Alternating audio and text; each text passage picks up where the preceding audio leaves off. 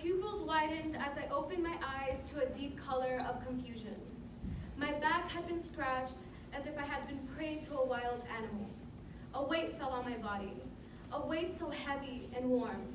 My breathing was strained, but little did I know I was breathing better than ever. For in that moment, my breath was something I almost lost. My heart beat fast and strong. Everything was so slow yet fast. Then at last, as I tried to navigate the confusion, I could see a figure of love and protection. The weight I felt was my father. He apologized for dropping me to the ground, then the dots connected. Seconds prior, a car had driven by and fired 15 bullets.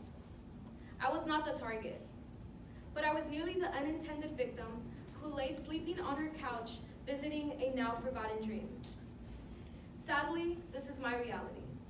Dropping at a loud bang is instinct in my neighborhood, but amidst the challenges, there have been gifts. I carry a heavy weight on my shoulders as the only U.S. citizen in my family. I work to take advantage of every opportunity that my family cannot and advocate for those who may not have the words to do so.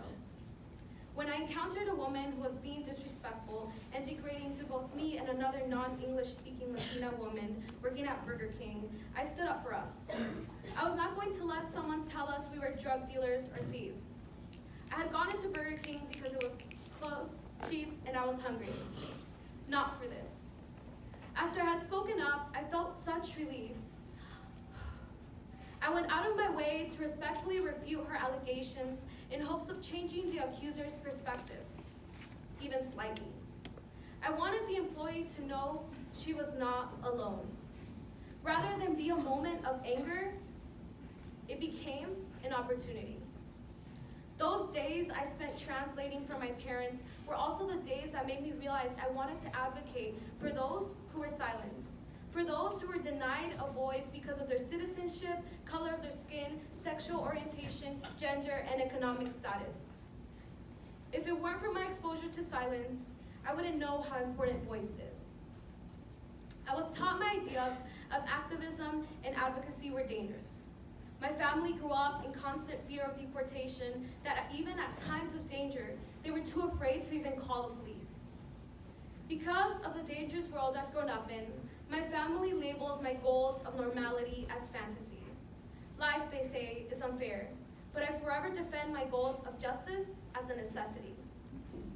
No one should endure unhealthy and violent circumstances simply because they are low income, people of color, or otherwise marginalized. The fear, stereotypes, and alienation I have faced are the reason I unapologetically, yet politely, speak my mind. This is something I hold true in every aspect of life. However, conferences like this provide a powerful platform where we can embrace our voice and that of others. Harvard Model Congress of 2019, we are the future. Those who will model through action, those who will speak through logic and heart. It is our responsibility to be what we seek to see in our government and in our society. Everyone has the potential to create change. Although this story or otherwise explanation of who I am may seem irrelevant or self-centered, I value perspective. I believe in front of me sit powerful people. And for that, I encourage you to listen to my story, hers, his, and theirs. It is our obligation to represent with ideas not limited to our own. Throughout this experience, we have challenged and been challenged. I challenge you to challenge yourself.